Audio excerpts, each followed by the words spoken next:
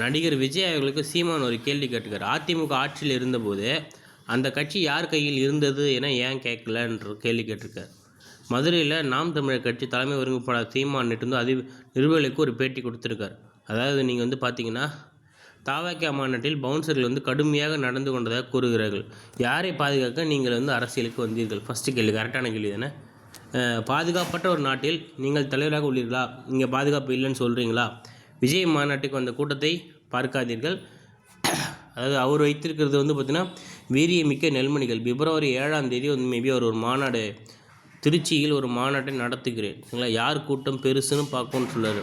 Uncle jungle, அதாவது அணில் Jungle Jungle என்று தானே கத்த வேண்டும். ஏன் அங்கிள் அங்கிள் என்று கத்துகிறது? கடந்த மாநாட்டில் முதலமைச்சராக இருந்தார். அதாவது முதலமைச்சர் சாராக இருந்தார். இந்த மாநாட்டில் எப்படி அங்கிளாக மாறினார்? அதிமுக யார் கையில் இருக்குது என்பதை இப்போது கேட்கும் விஜய் அதிமுக ஆட்சியில் இருந்தபோது ஏன் கேட்கலன்ற மாதிரியும் சொல்கிறார். அதாவது பார்த்தீங்கன்னா 2016 ஜெயலலிதாவுக்கு பிறகு ஏடிஎம்கே பிஜேபி கட்சிகள் பல டைம் அவங்களை கூப்பிட்டுருக்கிறதாகவும் அவங்க தற்காலிக தோல்விக்காக நிரந்தர வெற்றி இழக்க தயாரில்லைன்ற மாதிரி ஒரு கருத்து கூறியிருக்கார். கூட்டணி வைத்து வென்றவர்கள் இந்த நாட்டுக்கு செய்தது என்ன? ஏதாவது ஒரு பிரச்சனை சரி செஞ்சுருக்காங்களா?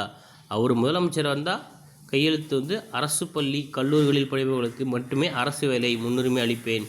வேளாண்மை அரசு பணி, ஆடு மேடு மேய்ப்பதே அரசு பணியாகவும் சொல்கிறார். அதேமாரி ஆணவ படுகொலைக்கு பார்த்திங்க அப்படின்னா கட்சிகளுக்கு காது நடத்தலான்ற மாதிரி நிறைய சொல்கிறாங்க. ஆனால் ஆணவ படுகொலை குறித்து யாரும் பேச மாட்டுறாங்க. பாஜக அலுவலகத்தில் ஒரு இஸ்லாமிய பெண்ணுக்கும் இந்து இளைஞருக்கும் திருமணம் செய்து வைப்பாங்களான்னு கேட்குறாங்க. சரிங்களா. நாம் தமிழர் கட்சி ஆட்சிக்கு வரும்போது மதுரையில் உள்ள கலைஞர் நூற்றாண்டு நூலகத்தின் பெயர் மாற்றப்பட்டு 4ஆம் தமிழ்ச்சங்கம் அமைத்த பாண்டித்துரை தேவரின் பெயரில் வைக்கப்படுன்ற மாதிரியும் சொல்லியிருக்கார். ஸோ இதை பற்றி உங்கள் கருத்து என்னையும் கமெண்ட் செக்ஷனில் பதிவிடுங்க. சரிங்களா. தேங்க்யூ.